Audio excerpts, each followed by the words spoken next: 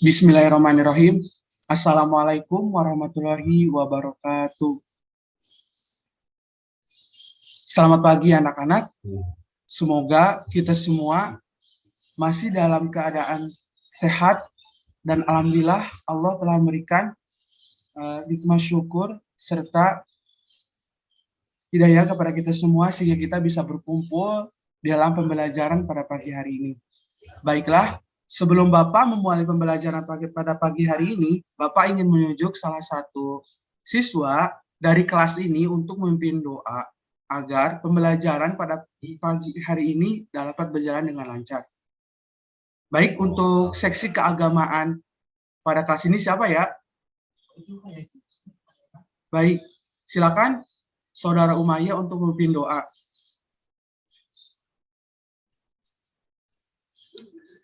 Amin. Baiklah, terima kasih kepada semuanya yang telah memimpin doa. Semoga apa yang disampaikan Umayyah dapat memberikan bagi kita semua rahmat dan pada pembelajaran ini dapat memberikan kebarokahan. Baiklah, kita lanjutkan ya. Sebelumnya di sini Bapak ingin mengecek kehadiran terlebih dahulu kepada ketua kelasnya Muhammad Taufik untuk melaporkan apakah seluruh siswanya masuk. Alhamdulillah untuk semuanya sudah masuk ya. Baiklah, kita lanjutkan saja ya untuk materi pembelajaran pada pagi hari ini. Sebelumnya, apakah kalian pernah belajar atau mendengar istilah mengenai genetika ataupun hukum Mendel? Ya, terima kasih kepada yang sudah meresponnya bahwasanya genetika atau hukum Mendel itu termasuk dalam salah satu kajian atau materi di mana kalian juga pernah belajar sewaktu jenjang pendidikan di SMP pada waktu itu kelas 9. Namun pada kesempatan kali ini di jenjang SMA kalian akan diperdalam lagi mengenai tentang konsep hukum Mendel dan penyimpangan semu hukum Mendel. Kira-kira apa sih yang mengingat kalian tentang materi hukum Mendel ini? Silakan bagi para siswa yang ingin mengungkapkan pendapatnya. Ya, silakan Muhammad Taufik. Ya, terima kasih ya. Jadi benar ya kata Muhammad Taufik bahwasanya beberapa materi yang termasuk ke dalam hukum Mendel itu ada yang dimaksud dengan persilangan monohibrid, yakni persilangan dengan satu sifat beda, serta persilangan dihibrid dengan persilangan dua sifat beda. Terima kasih ya Muhammad Taufik yang telah mengungkapkan pendapatnya. Yang lainnya nih, jangan malu-malu ya, silakan barangkali ada yang mengungkapkan pendapatnya juga. Ya, silakan Umayyah. Ya, silakan. Ya, terima kasih Umayyah yang telah mengungkapkan pendapatnya. Benar ya dikatakan Umayyah yang telah memiliki tambahan bahwasanya di dalam hukum Mendel ini ada seorang ilmuwan yang mengungkapkan pendapat mengenai konsep hereditas dan beliau dikenal dengan sebutan Bapak Genetika. Dalil adalah Gregor Johann Mendel. Terima kasih ya Umayyah yang telah mengungkapkan pendapatnya. Jadi benar ya dikatakan teman-teman semua bahwasanya dalam kajian materi hukum Mendel ini ada yang dimaksud dengan istilah persilangan monohibrid dan persilangan dihibrid. Juga ada istilah tentang ilmuwan yang bernama Gregor Johann Mendel. Dalam pembelajaran pada pagi hari ini juga, bahwasanya ketika kita sudah mempelajari mengenai materi persilangan monohibrid dan persilangan dihibrid yang termasuk dalam hukum Mendel, ada beberapa manfaat diantaranya yang bisa kita ambil dan bisa kita terapkan dalam kehidupan sehari-hari. Pertama, kita menjadi mengetahui nih konsep mengenai persilangan monohibrid dan persilangan dihibrid. Lalu kita bisa mengaplikasikan dalam kehidupan sehari-hari. Bagaimana persilangan tersebut bisa kita kaitkan dengan di bidang pertanian maupun di bidang perkebunan. Yang ketiga, dengan adanya pemahaman materi ini, siswa dituntut untuk lebih mengeksplor diri dan lebih mengasah kemampuan diri di dalam memahami materi mengenai persilangan monohibrid dan dihibrid.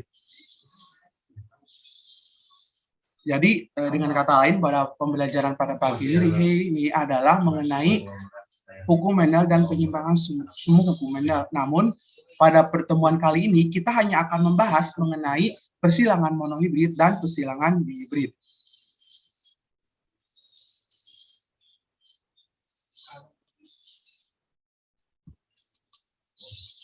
Adapun tujuan pembelajaran pada pagi hari ini yang pertama, siswa mampu memahami akan konsep materi persilangan monohibrid dan persilangan dihibrid meliputi apa sih yang dimaksud, siapa sih ilmuwan Gregor Johann Mendel, cara mempelajari genetika, penemuan yang dikemukakan Mendel, teori tentang hukum-hukum pewarisan sifat, dan alasan Mendel melakukan percobaan menggunakan kacang Ercis atau visum sativum. Yang kedua, siswa mampu memahami bunyi hukum Mendel 1 dan bunyi hukum Mendel 2, serta memahami maksud dari bunyi hukum Mendel tersebut. Yang ketiga, siswa mampu melakukan persilangan monohibrid dan persilangan hibrid dalam tabel perhitungan. Sebelum itu, perhatikanlah ketiga gambar di layar monitor kalian. Kira-kira dari ketiga gambar tersebut, untuk gambar yang pertama merupakan seorang ilmuwan yang bernama Gregor Johann Mendel, sedangkan gambar yang kedua mengenai eksperimen Gregor Johann Mendel terhadap kacang kapri, dan gambar yang ketiga sifat beda pada kacang Ercis. Kira-kira dari ketiga gambar tersebut apa sih yang kalian pikirkan? Boleh di chat ya dalam kolom komentar. Terima kasih. Silakan. Baik, terima kasih ya yang telah menuliskan pikirannya dalam chat komentar. Untuk pertanyaan pertama yang ditulis oleh saudari Komaria mengenai siapa sih Gregor Johann Mendel itu, ya ada yang tahu gak siapa Gregor Johann Mendel itu? Baik, nanti baik, kalau tidak Bapak akan jelaskan ya. Jadi Gregor Johann Mendel itu merupakan seorang ilmuwan berkebangsaan Austria. Beliau ini merupakan seorang dari anak petani yang sekolah atau tinggal di lingkungan rakyat biasa. Namun karena kejeniusannya dan juga ketelitian dan juga kerja kerasnya, beliau dijuluki sebagai Bapak Genetika karena melakukan percobaan pada tanaman kacang kapri atau Visum sativum, di mana hasil temuannya itu dinamakan dengan hukum Mendel 1 dan hukum Mendel 2. Dan hingga sampai sekarang hasil percobaan tersebut masih dipergunakan di zaman sekarang dan masih dipelajari oleh para siswa semuanya. Lalu pertanyaan kedua dari saudara Saputra Dewantara mengenai bagaimana sih cara Mendel mempelajari genetik pada makhluk hidup. Nah, cara Mendel dalam mempelajari genetik itu yang pertama, Mendel tidak pernah putus asa dalam percobaannya. Hal tersebut sesuai yang Bapak baca dari kajian literatur bahwasanya penelitian yang dilakukan oleh Mendel ini dilakukan selama 7 tahun lamanya. Hal tersebut membuktikan bahwasanya usaha tidak akan mengkhianati hasil, di mana selama 7 tahun tersebut Mendel terus bersabar dan terus mencoba percobaan demi eksperimennya agar terwujud. Hinggalah didapatkan eksperimen sesuai yang diinginkan oleh Mendel. Yang kedua, Mendel lebih berfokus pada sifat yang tampak dari luar terhadap eksperimennya. Artinya, eksperimen yang dilakukan oleh Mendel ini lebih terfokus segala sesuatu yang dari luar, misalkan warna daun, bentuk batang, tinggi batang, terus warna batang, pokoknya sesuatu hal yang tampak dari luar. Sehingga dengan hal tersebut dapat dipelajari oleh Mendel dalam memahami genetika secara cepat dan paham. Yang ketiga, hasil dari percobaan Mendel didedikasikan ke publik akan materi hereditas. Dengan adanya hasil eksperimen tersebut, Mendel mendedikasikan percobaannya ke publik, atau dalam kalau masih dulu itu konversi pers, di mana Mendel memperjelaskan bahwasanya hasil percobaannya itu mengenai persilangan pada kacang kapri meliputi persilangan monohibrid dan persilangan dihibrid, dan menjadi salah satu gerbang kunci bagi terbukanya ilmu hereditas atau sifat keturunan dari induk kepada keturunannya atau anak-anaknya. Sampai di sini ada yang masih ingin ditanyakan terkait tadi terkait materi yang telah Bapak sampaikan? Ya, terima kasih. Bapak lanjutkan ya. Nah, pertanyaan ketiga yang disampaikan oleh Nur Khalifah, di mana apa yang ditemukan Mendel setelah melakukan penghilangan pada kacang kritis atau Rhizum sativum. Penemuan pada Mendel terbagi atas 3 bagian. Yang pertama, kelamin sel jenis dari sel induk mungkin berisi 2 ciri yang berbeda namun tidak mewarisi itu. Yang kedua, sifat yang terwarisi Mendel tidak tercampur. Ini merupakan pemikiran dasar gen dominan dan resesif. Dominan sifat yang lebih unggul atau sifat yang lebih tampak daripada resesif. Yang ketiga, karakter masing-masing merupakan sifat yang diturunkan dari kedua sel kelamin, di mana sifat atau karakteristik yang diturunkan kepada anak-anaknya itu merupakan keduanya berasal dari sel induk, baik jantan maupun betina. Misalkan nih, kepada kita manusia ya, misalkan ayah kita itu memiliki warna rambut yang keriting, yang memiliki bentuk rambut yang keriting, sedangkan ibu kita memiliki warna kulit yang sawo matang. Nah, kedua sifat tapak ini akan diturunkan kepada anak-anaknya. Begitu. Seperti contoh konkretnya kalau kita kaitkan dengan kehidupan kita sebagai manusia. Sedangkan pertanyaan keempat dari saudara Muhammad Rizky Rahmatullah mengenai mengapa Mendel memilih kacang ercis atau Rhizum sativum sebagai objek dalam penelitiannya. Alasan Mendel memilih kacang ercis dalam objek penelitiannya sebenarnya dilatar belakangi dengan adanya teori-teori tentang pewarisan sifat, di mana teori-teori tersebut berkembang berdasarkan penjelasan dari beberapa ilmuwan. Yang pertama mengenai teori darah, yang kedua teori reformasi, yang ketiga mengenai teori epigenesis, dan yang keempat mengenai teori pangenesis. Dari keempat teori tersebut merupakan acuan bagi Mendel di dalam mengemukakan pendapatnya melalui kegiatan eksperimen. Sehingga dengan kata lain, adanya teori tersebut membuat Mendel merasa lebih tertantang atau terpacu atau memberi acuan di dalam melakukan suatu eksperimen. Di mana dalam teori darah ini merupakan teori yang membahas mengenai segala sesuatu yang berkaitan dengan darah. Dalam hal ini, sifat keturunan dibawa oleh darah. Teori ini gugur setelah ditemukannya peristiwa transfusi darah.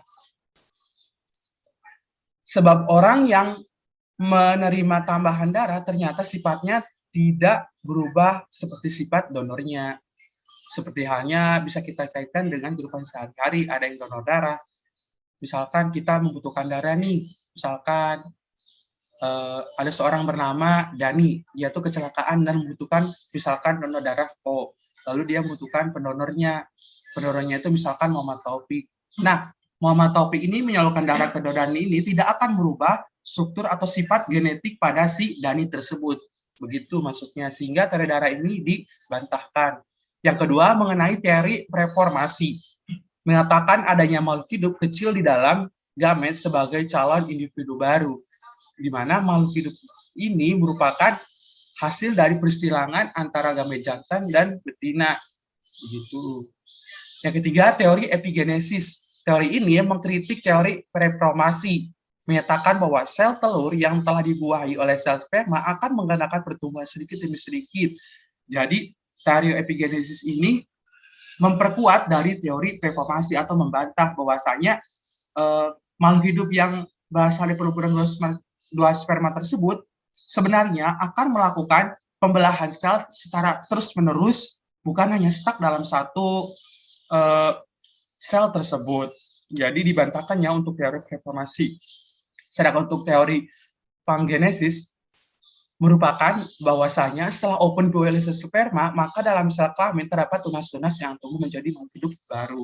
Nah, baru untuk teori pangenesis ini menyempurnakan teori-teori sebelumnya bahwa setelah makhluk hidup melakukan pembelahan secara terus-menerus akan tumbuh kembali menjadi tunas baru. Kalau kita kan manusia dari sel sperma dan telur bersatu menjadi fertilisasi berubah menjadi zigot berubah embrio, embrio kembali menjadi janin. Begitu kan kalau siklus dari manusia. Begitupun dengan tumbuhan tidak jauh berbeda dengan manusia dan hewan pada umumnya. Sehingga dengan adanya keempat teori tersebut memperkuat Mendel kenapa memilih kacang kapri dalam proses percobaannya. Yang pertama karena kacang kapri ini mudah melakukan penyerbukan silang. Yang kedua, kacang kapri ini mudah didapatkan dalam kehidupan sehari-hari.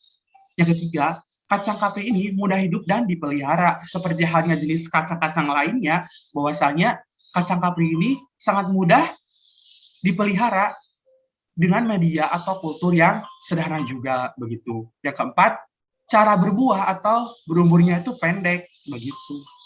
Di mana cara berbuahnya itu cepat namun berumurnya juga pendek begitu. Yang kelima, terdapat jenis-jenis dengan sifat berbeda yang mencolok dari tumbuhan kacang kapri ini. Di mana berikut merupakan tanaman kacang kapri dengan perubahan sifat yang mencolok. Dari segi warna, untuk warna bunga biasanya ada yang warna ungu dan putih. Lalu dari segi letak bunga ada yang letaknya aksial, ada juga dengan terminal. Lalu dari segi warna biji ada yang berbiji kuning, ada juga yang berbiji hijau. Lalu dari segi bentuk biji ada yang bentuknya bulat, ada juga bentuknya kisut. Lalu dari segi kulit buah ada yang bentuk kulitnya halus dan ada juga yang bentuk kulitnya kasar.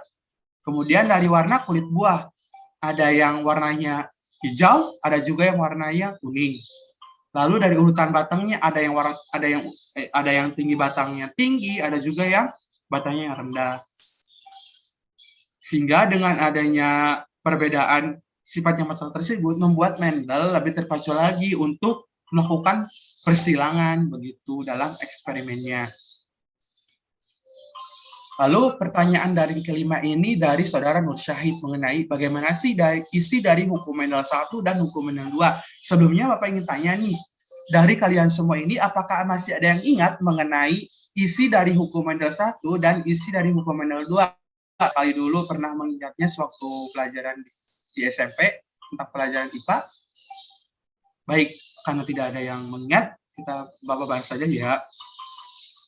Jadi sebelum kita membahas mengenai isi dari hukum Mendel 1 dan 2, bahwasanya hukum Mendel 1 atau disebut dengan persilangan monohibrid merupakan suatu persilangan atau pembasaran dengan satu sifat beda. Monohibrid disebut juga dengan monohibridisasi. Monohibrid pada percobaan Mendel adalah persilangan antara kacang ecis berbunga ungu dengan kacang ecis berwarna putih seperti gambar di samping, merupakan salah satu persilangan kacang ecis yang dilakukan oleh Mendel, di mana Mendel melakukan persilangan dengan kacang ecis berwarna ungu disilangkan dengan kacang ecis berwarna putih. Kemudian untuk mengetahui bahwa suatu gen bersifat dominan, maka harus dilakukan monohibridisasi antara individu yang memiliki sifat gen tersebut dengan sifat kontrasnya atau alelnya yang sama-sama bergalur murni.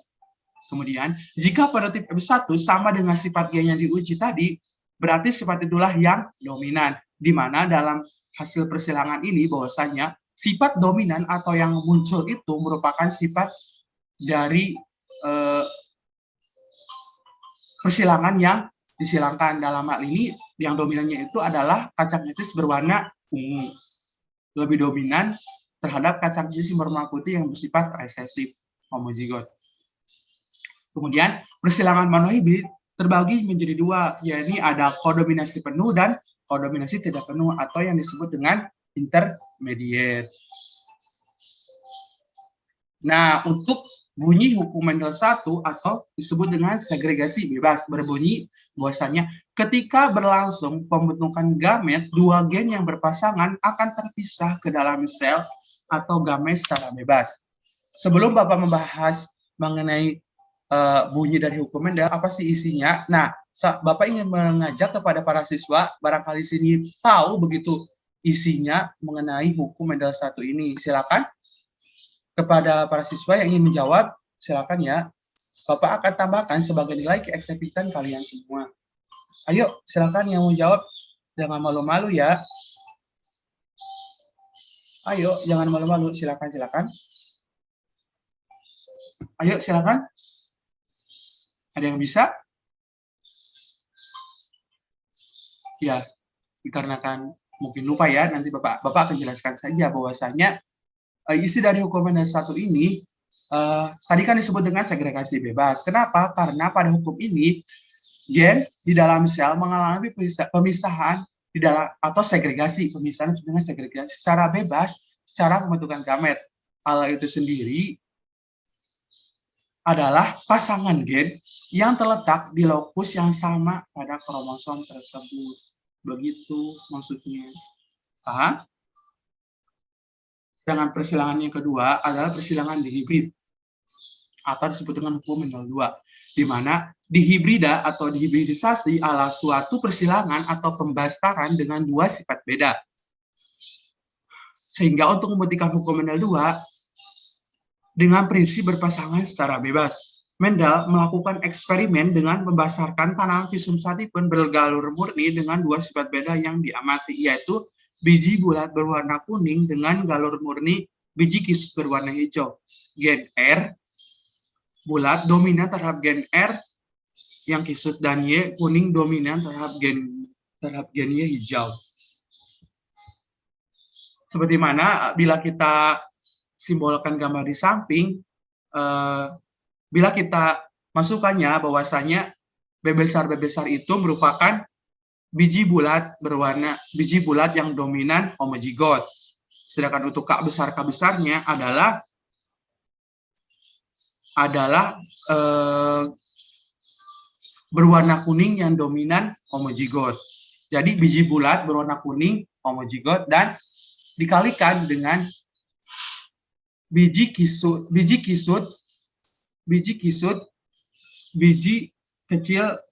berwarna hijau. Bila kita analogikan di gambar samping, yaitu B kecil, K kecil atau resesif homozigot, menghasilkan untuk gametnya itu B besar K kecil, B besar K besar, B kecil K kecil. Lalu disilangkan turunannya F1-nya itu B besar B kecil K besar K kecil. Nah, di mana parental atau induk dari itu disilangkan kembali sama F1-nya, sehingga hasilkan gametnya sebagai berikut. Dan F1-nya atau F2-nya didapatkan 9:3:3:1. Jadi untuk persilangan dihibrid ini, hasil perhitungan pada F2-nya itu adalah 9:3:3:1.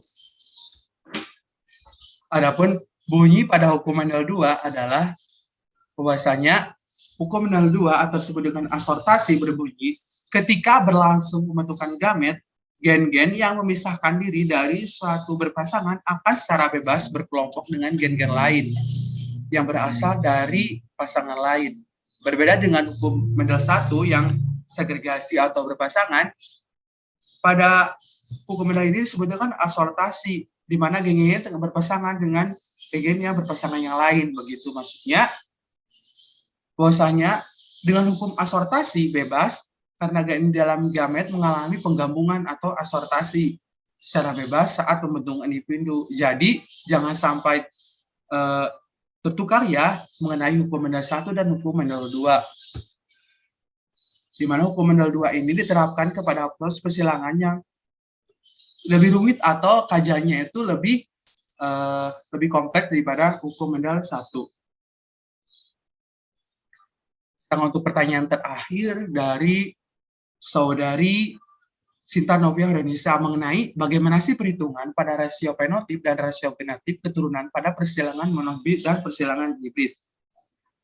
Sebelum Bapak membahas mengenai perhitungan persilangan, barangkali dari teman-teman semuanya yang ingin mencoba melakukan perhitungan nih kepada salah satunya, silakan. Baik, karena tidak ada yang menjawab, Bapak akan bahas saja ya. Namun, sebelum Bapak membahas mengenai perhitungan pada persilangan monohibrid dan persilangan hibrid, kita terlebih dahulu harus mengetahui simbol dan terminologi pada perhitungan Mendel. Di mana pada terminologi ini ada yang disebut dengan gen, kromosom, hybrid, gamet, fenotip, genotip, homozigot. Kemudian ada juga heterozigot, dominan, resesif, intermediate, parental, filial, alel, betina atau jantan, diagram sesilah, dizigot, dan monozigot.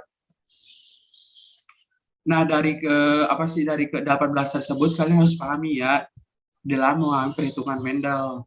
Kalau gen kan sudah tidak asing lagi ya. Terus kromosom merupakan bagian dari gen itu sendiri. Hybrid, di mana hybrid ini merupakan kata dari mono dan di. Mono satu, di hybrid sifat beda. Jadi hybrid ini merupakan hasil perkawinan dua individu yang punya sifat beda, di mana untuk monohybrid satu sifat beda, sedangkan untuk dihybrid dua sifat beda. Sedangkan untuk gamet merupakan sel kelamin reduksi dengan kualitas kromosom yang haploid. Fenotip merupakan sifat yang tampak atau bisa kita lihat dan bisa kita amati dari luar. Bahkan bisa kita rasakan juga.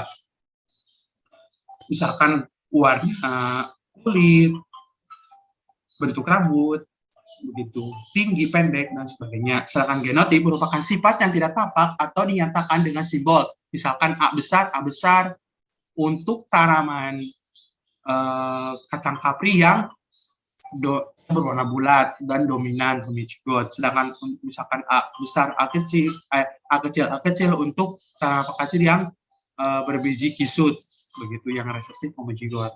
Nah, biasanya dalam genotip ini dilambangkan dengan simbol A besar, B kecil, A kecil, dan sebagainya. Dengan untuk homozigot merupakan individu yang genotipnya semacam atau sejenis, misalkan A kecil untuk resesif homozigot, B besar untuk homozigot dominan.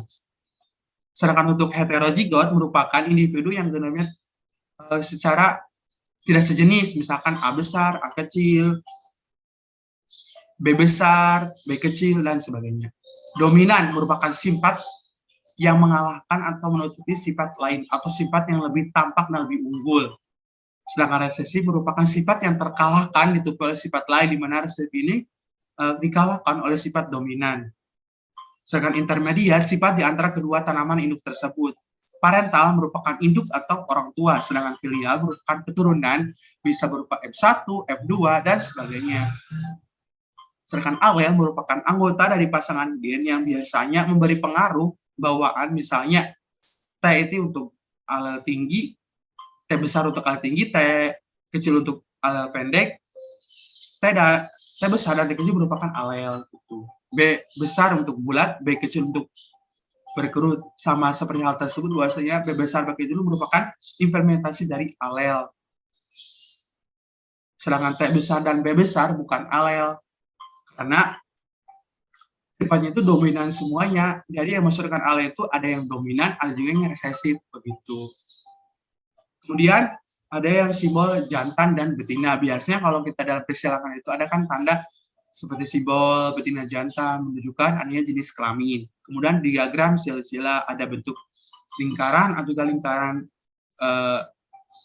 strip, ada juga sama dengan lingkaran O berarti perempuan, sedangkan lingkaran O dengan strip berarti laki-laki, dan jika dua disatukan akan bergaris penghubung sama dengan berarti ada perkawinan yang menunjukkan perkawinan keluarga atau inbreeding. Sedangkan ada istilah dizigot dan homodizigot. Bisa lihat ya untuk gambar dizigot ini begitu, dan sedangkan untuk gambar dizigot pada bagian atas, sedangkan untuk monozigot pada bagian yang bawah. Mono artinya satu, di artinya dua. Nah, berikut masuk ke persilangan, perhitungan persilangan monohibrid dengan kodominasi penuh. Oh ya, sebelumnya bahwasanya di dalam monohibrid ini atau persilangan monohibrid ini dibagi menjadi dua. Ada yang dimaksud dengan kodominasi penuh, ada yang dimaksud dengan kodominasi tidak penuh. Kalian tahu nggak bedanya dari kedua jenis tersebut? Silakan apabila ingin menjawab. Baik, tidak ada. Jadi yang dimaksud dengan kodominasi penuh merupakan persilangan pada kasus dominasi yang penuh akan terjadi apabila sel gen yang satu lebih kuat dibandingkan dengan sifat gen yang lainnya. Akibatnya, sifat gen yang lebih kuat itu dapat menutupi sifat gen yang lemah. Dalam hal ini, gen yang memiliki sifat yang kuat disebut gen dominan, dan gen yang memiliki sifat yang lemah disebut dengan gen resesif. Jadi kodominasi penuh pada intinya itu adalah sifat dominan itu adalah akan berpengaruh besar daripada sifat yang gen resesif, begitu. Sedangkan kodominasi tak penuh atau intermediate merupakan persilangan pada kasus intermediate yang terjadi karena sifat dari kedua gen yang sama-sama kuat. Jadi tidak ada gen yang bersifat dominan ataupun resesif. Jadi kodominasi tak penuh itu kebalikannya, di mana sifat dominan dan resesif ini sama saja, sama-sama kuatnya. Begitu. Nah, untuk nilai monitor kalian ini merupakan perhitungan persilangan monohibrid dengan kodominasi penuh. Untuk soalnya, ya ini persilangan antara bunga mawar merah yang dituliskan dengan M besar dengan bunga mawar putih yang dituliskan dengan M kecil dengan gen M besar bersifat dominan penuh homozigot terhadap M kecil yang resesif homozigot. Lakukanlah persilangan sampai mendapatkan F2-nya atau keturunan F2-nya. Penyelesaiannya sama seperti yang sebelumnya Bapak jelaskan. Benar, untuk P1-nya merupakan M besar merupakan dominan homozigot dari sifat fenotipnya merah dikalikan dengan M kecil merupakan sifat genotip dari sifat fenotip yang putih. Diambil nih salah satu gametnya. G1-nya M besar dari merah, M kecil dari putih. Kemudian dikawinkan nih keduanya. Sehingga dapatkan F1-nya M besar, M kecil. M bersifat dominan terhadap M kecil, F1 bersifat merah. Sehingga pada keturunan M1 itu bersifat merah. Lalu masuk ke parental kedua, di mana keturunan kedua ini dikalikan sesama filialnya. Dengan M1 dikalikan dengan F1. Didapatkan gametnya itu M besar, M kecil, M besar, M kecil. Dan didapatkan persilangan antara F2-nya, yakni M besar untuk sifat fenotip merah, M besar, M kecil untuk sifat penjang merah, M besar, M kecil untuk sifatnya merah, dan M kecil untuk sifat fenotip yang putih. Sehingga berdasarkan hasil persilangan tersebut didapatkan rasio perbandingan untuk fenotipnya adalah 3:1, di mana 3 merupakan sifat fenotip warna merah, sedangkan 1 adalah sifat fenotip berwarna putih. Sedangkan untuk perbandingan genotipnya diperoleh M besar berbanding M besar, M kecil berbanding M kecil dengan rasio perbandingan 1:1. Dari hal tersebut bisa kita pahami ya bahwasanya kodominasi penuh ini yang mendominasi itu adalah bagian dominannya, di mana dominannya pada persilangan ini adalah warna merah, sehingga warna merah ini mendominasi daripada warna putih dalam hasil perhitungannya. Sedangkan contoh yang kedua mengenai perhitungan persilangan monohibrid dengan kodominasi tidak penuh atau disebut dengan atau intermediate. Contoh soalnya adalah persilangan antara bunga mawar merah M besar dengan bunga mawar putih M kecil dengan M besar dan M kecil sama-sama merupakan gen dominan. Artinya dominan dari resesif itu sama rata, sama kuat. Lakukanlah persilangan sampai mendapatkan M2-nya. Seperti tadi, bagaimana perhitungannya? P1-nya untuk parental atau induk yang pertama, M besar, sifat fenotip yang merah dikalikan dengan M kecil untuk sifat fenotip yang putih, didapatkan atau diambil salah satu gamet dari kedua gen tersebut, didapatkan untuk M besar merah, M kecil untuk sifat putih, fenotip putih. Karena M dan M sama-sama bersifat dominan, maka M1 bersifat merah muda. Berbeda ya dengan sifat yang kodominasi penuh. Untuk kodominasi tidak penuh atau intermediate ini, hasil dari M1-nya ini merupakan gabungan dari warna merah dan putih.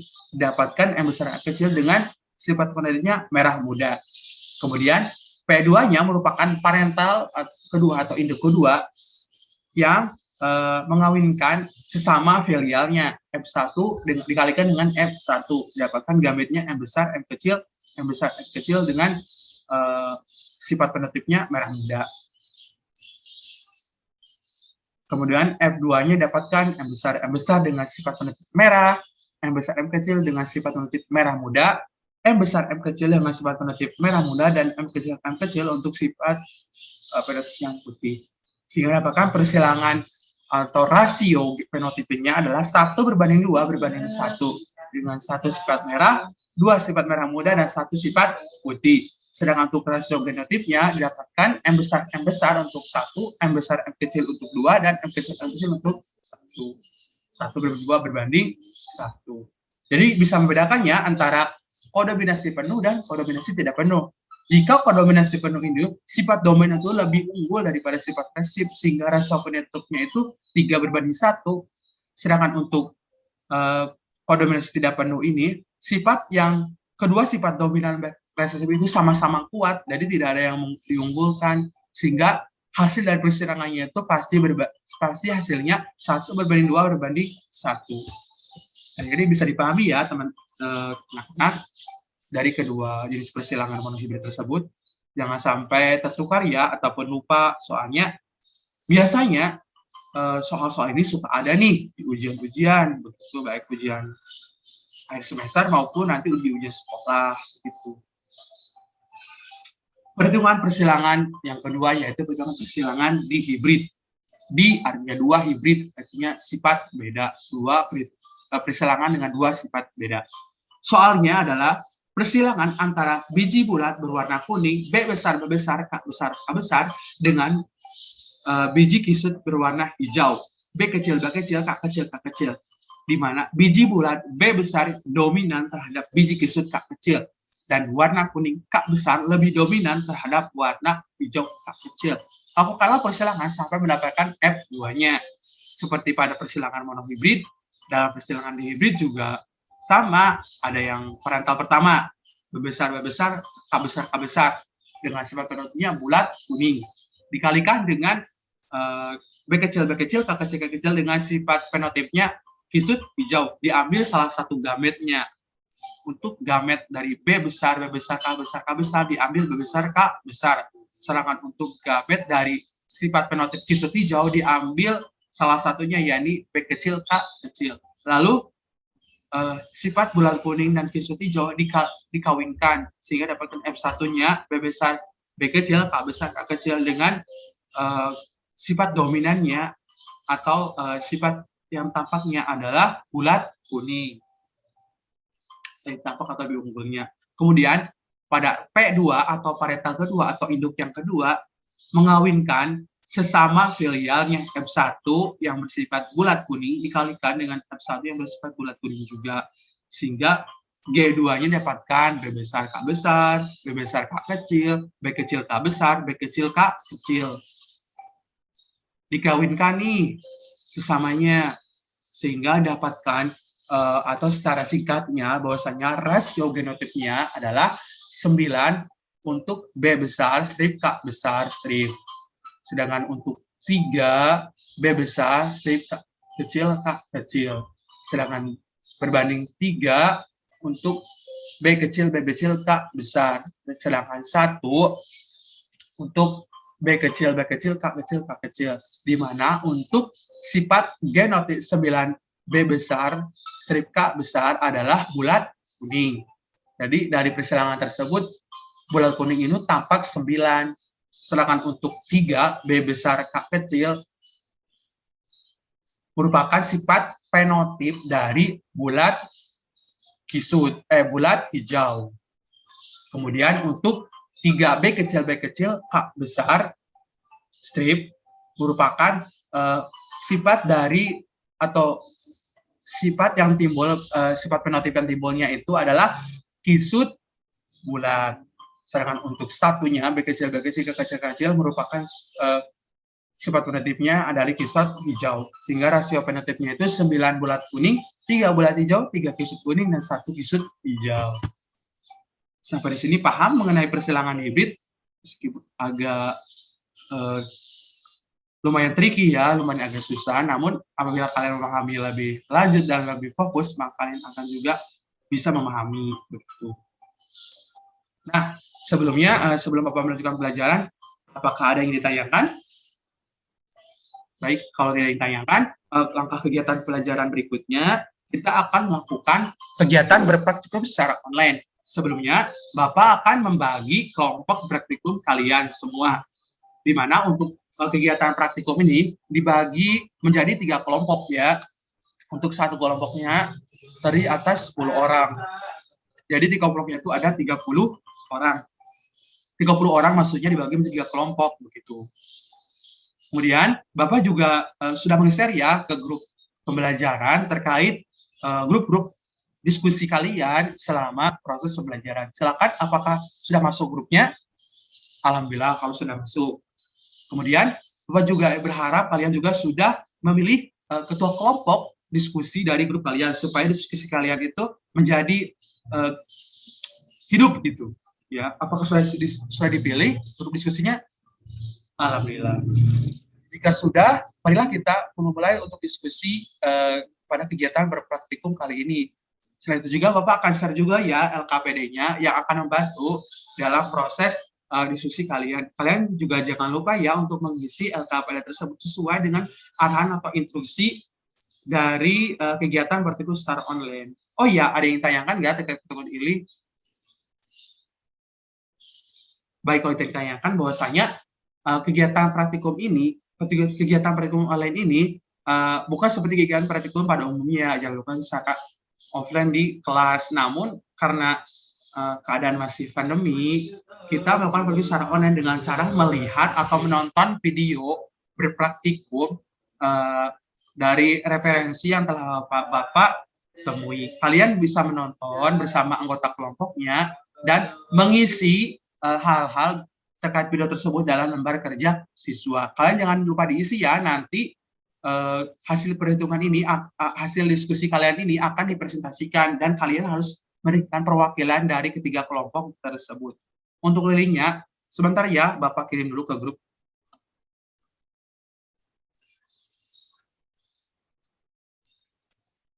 Apakah sudah ada? Baik, kalau sudah ada, silakan ya untuk melakukan diskusi. Waktu diskusinya adalah sekitar 25 menit. Apakah cukup? Nah, cara efektif dalam melakukan diskusi ini, oleh ketua kelompoknya itu dibagi nih pembagian tugasnya. Misalkan si A, bagian tugasnya A, si B, bagian tugasnya B, si C, bagian tugasnya C, agar hasil yang paketnya itu selesai begitu. Paham? Baik, silakan waktu diskusi Bapak mulai. Jangan lupa ya menonton videonya terlebih dahulu. Bapak akan tayangkan videonya juga di sini.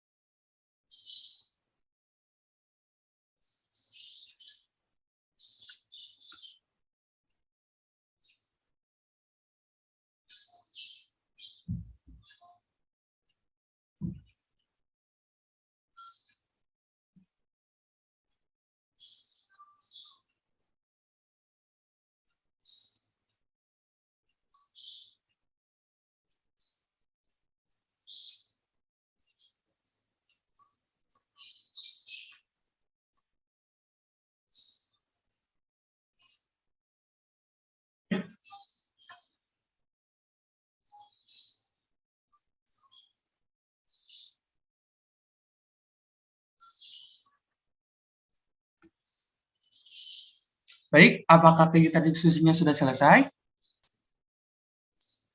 Untuk kelompok 1, kelompok 2, kelompok 3. Untuk kelompok 1 dan kelompok 2 sudah ya. Untuk kelompok 3 apakah sudah selesai? Baik, Bapak berkasih tambahan 2 menit lagi ya. Silakan.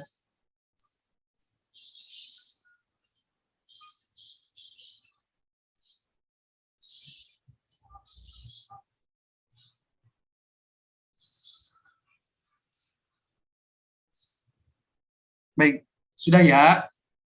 Sudah kan menonton videonya? Oh ya, di salah satu video, apakah LKPD-nya sudah dikerjakan? Oh, sudah sebagian. Baik. Lalu apakah ditanyakan terkait LKPD tersebut? Baik, kalau tidak ada, izin Bapak memberikan arahannya bahwasanya dalam LKPD tersebut kalian boleh eksplor diri atau mencari informasi terkait hal-hal yang berkaitan dengan persilangan monohibrid dan hibrid, terutama hal yang ditanyakan dalam LKPD tersebut, supaya memperkuat hasil pendapat kalian. Kemudian, Bapak ingin bertanya nih, untuk hasil F2 pada video tersebut, apakah ada ini yang mencoba menjawab hasil persilangan monohibrid aja deh, persilangan monohibrid. Untuk F2-nya itu apa? Untuk rasio genotif dan rasio fenotipnya. Silakan. Barangkali teman-teman dari ketiga kelompok ini yang sudah begitu dan ingin mencoba menjawab begitu. Silakan. Baik, kelompok 1 silakan Bu Said. Baik, terima kasih Nur Said atas jawabannya. Jadi benar yang kata Nur Said bahwasanya dalam video tersebut bahwasanya untuk hasil persilangan monohibrid pada F2-nya adalah 1 berbanding 2 berbanding 1, di mana ini termasuk dalam kodominasi tidak penuh atau intermediate, di mana untuk sifat M besar merupakan sifat merah, M besar M kecil untuk sifat merah muda, dan M kecil untuk sifat putih, di mana dalam persilangan tersebut menganalogikan tentang sifat kodominasi tidak penuh. Terima kasih ya, Said. Baik, Bapak tanya lagi nih, apakah LKPD-nya sudah selesai? Sudah selesai diisi dengan pertanyaan-pertanyaan, apakah selesai diisi? Baik, alhamdulillah. Kalau sudah diisi, kita lanjut ya kegiatan selanjutnya. Di sini Bapak akan memberitakan kepada masing-masing dari ketiga kelompok ini untuk mengirimkan perwakilannya untuk mempresentasikan hasil diskusinya terkait persilangan monohibrid dan persilangan dihibrid dari video tersebut. Silakan untuk mengefisienkan waktu untuk kelompok 1, siapa perwakilannya? Nur Syahid. Silakan Nur Syahid untuk mempresentasikan hasil diskusi. Kamu Bapak kasih waktu 5 menit ya, silakan. Untuk kelompok lainnya, dimohon untuk perhatikan dan boleh tanyakan jika ada hal yang ingin ditanyakan. Mengerti? Baik, silakan Nur Syahid untuk memulai presentasinya.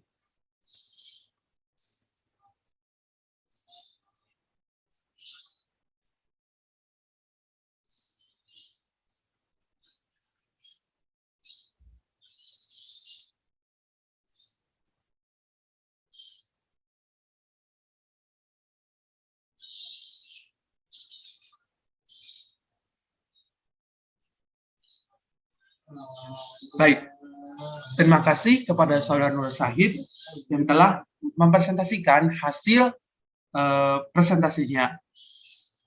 Baik, dari kelompok lain, dari kedua kelompok ini, apakah ada yang tanyakan terkait presentasi yang disampaikan oleh kelompok 1? Silakan. Silakan. Baik, terima kasih kepada dua kelompok yang telah bertanya.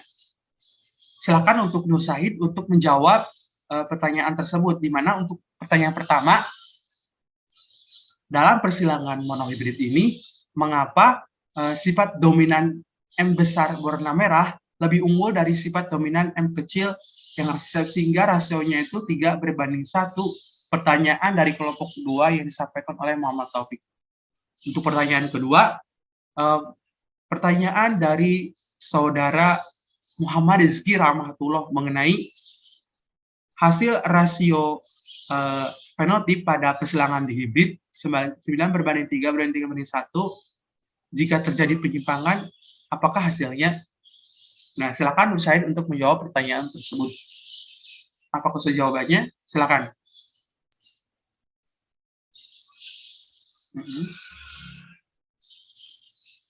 Baik, terima kasih Nur Syahid sudah menjawab pertanyaan-pertanyaan yang dilontarkan oleh teman-teman yang lain, kelompok lain.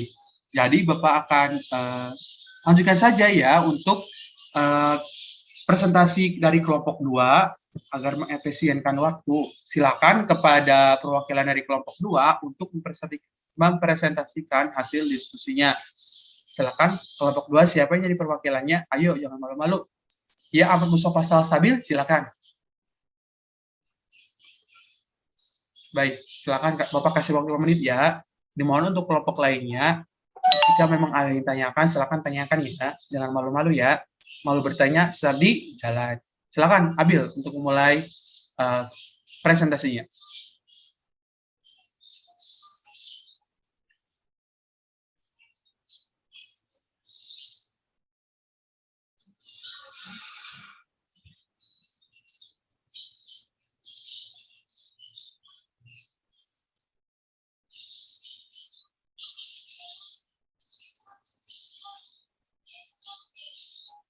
Baik, terima kasih kepada Saudara Ahmad Mustafa Salsabil yang telah presentasikan hasilnya. Silakan teman-teman, apabila ingin ditanyakan, silakan.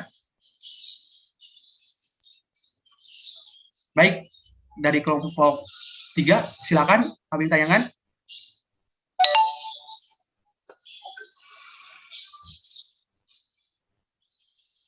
Terima kasih Nabila yang sudah bertanya. Silakan Abil untuk menjawab pertanyaan dari Saudara Nabila mengenai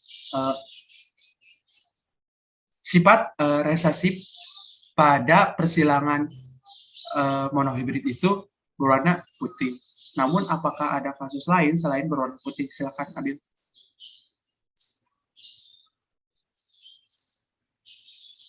Baik, terima kasih jawabannya. Untuk kelompok terakhir, kelompok 3, siapa yang ingin mempresentasikan hasil presentasinya? Silakan. Perwakilannya siapa nih?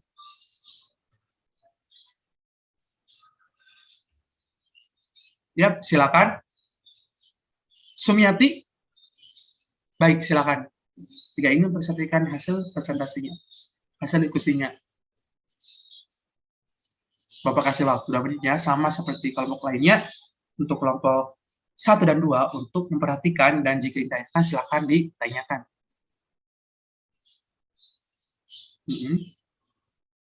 Silakan dimulai ya, Sumiati.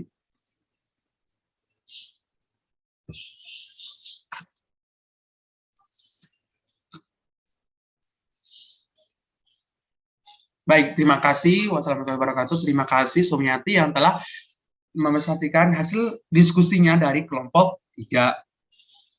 Nah, untuk memperhatikan Sumiati atau bagian dari kelompok 3, silakan dari kelompok 2 dan kelompok 1. Jika ada hal yang ditanyakan, silakan.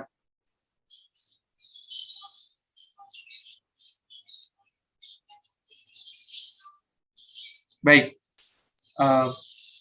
Pertanyaan dari kelompok 1 ya, silakan. Kepada Saudara Zakir Nobilia, silakan. Baik, terima kasih. Baik, Sumiati atau program dari kelompok 3, silakan jawab pertanyaan dari Zakia mengenai apabila dalam video tersebut kan menggunakan kancing genetika, dan apabila kita bisa menggunakannya di rumah, kira-kira media yang tepat digunakan itu seperti apa ya? Gitu ya, silakan jawab Sumiati dan kelompoknya.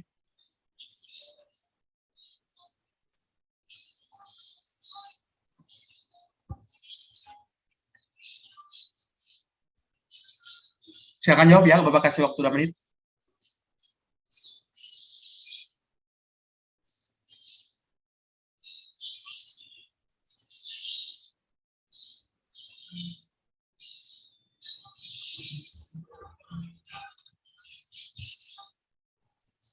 Sudah ya, silakan jawab kalau Sumiati. Baik, silakan. Baik, terima kasih Sumiati. Apakah sudah dapat dipahami, Saudara Kumadia, Saudara Zakia, pertanyaannya? Baik, sebelum kita lanjut ke kegiatan selanjutnya, Bapak di sini ingin meminta perwakilan dari ketiga kelompok tersebut untuk menyimpulkan hasil diskusi dari kegiatan praktikum online dan presentasi kalian ini pada materi persilangan monohibrid dan persilangan hibrid. Silakan dari masing-masing ketiga kelompok untuk mengirimkan perwakilannya untuk menyimpulkan. Yang tadi juga boleh, yang presentasi, tapi yang baru juga boleh, silakan. Baik, untuk kelompok 1 siapa? Untuk kelompok 1, silakan siapa?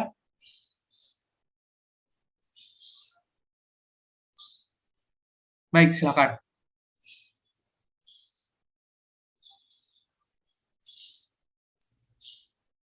Samsil kelompok 1, silakan. Jangan saling menyalahkan, silakan. Tenang kok, Bapak gak gigit kok. Silakan. Baik, terima kasih Samsil atas kesimpulannya. Berikutnya kelompok 2, silakan siapa yang ingin menyimpulkan terkait diskusi, presentasi, dan praktikum online ini, silakan. Horenisa? Ya, silakan. Baik, terima kasih Horenisa. Silakan untuk kelompok 3, siapa yang akan menyimpulkan terkait diskusi, presentasi, dan praktikum online ini, silakan. Ya, baik, Agrita, silakan. Baik, terima kasih Agrita atas simpulan dari kelompok 3. Baik, dari ketiga diskusi kali ini, Bapak akan menyimpulkan bahwasannya dalam video presentasi praktikum online tersebut, bahwasanya persilangan monohibrid dan persilangan dihibrid ini tidak lepas dari sifat dominan dan resesif, di mana dominan merupakan sifat yang tampak atau lebih unggul daripada sifat yang resesif. Namun, terkecuali kasusnya pada persilangan monohibrid, ada disebut dengan kodominasi penuh dan kodominasi tidak penuh. Untuk kodominasi penuh merupakan persilangan monohibrid dengan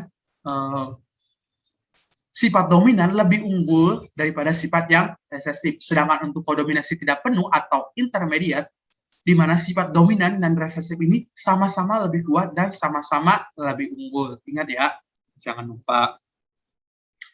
Kemudian, dalam video tersebut kan menggunakan kancing genetika. Nah, alternatif yang bisa kita coba di rumah masing-masing adalah menggunakan kertas origami bergambar, origami berwarna maksudnya ya, agar lebih memudahkan. Atau kalau kita kreatif juga, kita bisa menggabungkan kertas putih, misalkan dilukis nih pakai spidol warna merah, warna hijau, dan sebagainya, sesuai dengan kreativitas masing-masing. Jadi, dengan adanya kegiatan praktikum ini, kalian lebih paham begitu, bukan hanya sekedar teori dan konsep saja, melainkan kalian juga paham gitu step by step-nya, dari mulai persilangan hibrid, dari penentuan parental, gamet, F1, P2, F2, dan hasilnya rasio penetronitifnya kalian harus memahami. Kemudian juga dari persilangan hibrid juga, begitupun sebaliknya. Nah, dari kegiatan tersebut, apakah ada hal yang ingin ditanyakan? Baik, tidak ada ya. Baiklah, kita masuk ke kegiatan penutup. Namun sebelum Bapak menutup pembelajaran pada pagi hari ini, Bapak ingin meminta salah satu perwakilan dari kalian untuk menjelaskan atau menerangkan mengenai materi persilangan dihibrid dan monohibrid. Silakan perwakilan, mau 1, mau 2, silakan. Yang penting ada perwakilan. Silakan. Ayo, jangan malu-malu. Soalnya poin keaktifan kalian akan menjadi poin tambahan kalian untuk nilai pada pertemuan kali ini. Jadi jangan malu-malu ya. Silakan, ingin mengatakan pendapatnya, silakan. Ayo, silakan nih. Boleh, yang belum nanya juga boleh, silakan. Jangan malu-malu. Ayo, silakan. Ya, silakan. Salsabian Nur Azkia. Baik, silakan. Ingin menyimpulkan. Silakan. Terima kasih kepada Saudari Salsabila Nur Azkia yang telah menyimpulkan terkait materi pada pelajaran kali ini mengenai persilangan monohibrid dan persilangan dihibrid. Untuk yang lainnya, selain Salsabila, ada juga ingin mencoba menyimpulkan nih. Ayo, jangan malu, laki-lakinya siapa? Ayo. Ayo, laki-lakinya jangan malu, siapa? Saputra, ya silakan Saputra Dewantara untuk menyimpulkan terkait pembelajaran pada pagi hari ini. Silakan Saputra. Baik, terima kasih Saputra Dewantara yang telah menyimpulkan terkait pembelajaran pada pagi hari ini berdasarkan pemahaman sendiri. Baik, Bapak akan mencoba menyimpulkan terkait dua pendapat dari teman-teman kita semua. Baik dari kesimpulan dari Salsabila maupun kesimpulan dari Saputra Dewantara. Jadi, pada materi kali ini mengenai persilangan monohibrid dan persilangan dihibrid. Mono berarti satu, hibrid artinya perkawinan sifat beda. Di artinya dua, dihibrid, hibrid artinya sifat beda. Jadi monohibrid dan dihibrid merupakan salah satu bentuk aplikasi dari hukum Mendel 1 dan hukum Mendel 2. Di mana Gergol Johann Mendel sebagai yang mempelopori terhadap pewarisan sifat hukum Mendel 1 atau monohibrid dan pewarisan sifat hukum Mendel 2 atau dihibrid melakukan percobaannya dengan menggunakan kacang ertis atau nama latinnya Visum sativum, di mana hasil percobaannya tersebut bahwasanya didapatkan sifat atau hasil yang bisa kita pedalami atau bisa kita pahami sampai sekarang. Sehingga dengan adanya eksperimen tersebut, beliau dijuluki sebagai Bapak Genetika atau yang mempelopori sebagai genetika. Di mana dari persilangan-persilangan tersebut bisa juga kita kaitkan dalam kehidupan sehari-hari. Contohnya saja, misalkan nih, Saudara Nur Syahid ya ingin menyilangkan tanaman padi yang bergen A dengan tanaman bergen B untuk menghasilkan padi hibrida.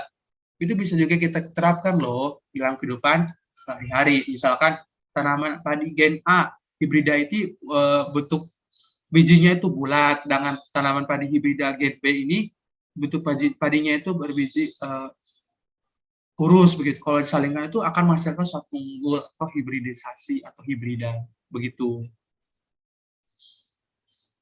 Baik, sebelum menutup pada pembelajaran pada pagi hari ini,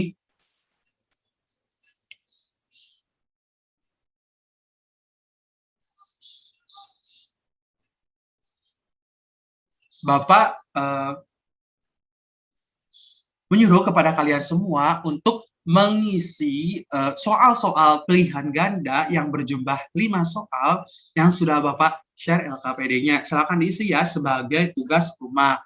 Kemudian Bapak juga menyuruh kepada kalian semua untuk membuat resum terkait materi pada persilangan monohibrid dan dihibrid ini. Dan dikumpulkannya itu pada pertemuan berikutnya. Dan untuk tugas kelompoknya, silakan dari masing-masing kelompok untuk membuat laporan praktikumnya terkait persilangan monohibrid dan dihibrid. Sama pengumpulannya juga minggu depan, gitu ya. Jadi untuk tugas individunya 2, yakni mengisi soal-soal pilihan ganda dan juga membuat resum. Sedangkan untuk tugas kelompoknya adalah membuat laporan praktikum. Formatnya di mana? Formatnya Bapak juga sudah lampirkan di LKPD. Silakan untuk mengisi formatnya. Dan jangan lupa untuk berdiskusi ya, jangan mengerjakannya sendiri untuk tugas kelompok, kecuali untuk tugas individu itu masing-masing ya. Paham? Baiklah, sebelum Bapak menutup juga, untuk rencana pembelajaran berikutnya adalah mengenai interaksi gen dan kriptomeri. Ada yang tahu apa itu interaksi dan kriptomeri? Ya udah nanti kita bahas saja ya di pertemuan berikutnya. Baiklah, Bapak tutup. Untuk pembelajaran pada pagi hari ini, semoga apa yang Bapak sampaikan dan apa yang telah kita diskusikan bersama mendapatkan ilmu yang bermanfaat serta bisa kita terapkan dalam kehidupan sehari-hari. Akhirul kalam. Wassalamualaikum warahmatullahi wabarakatuh.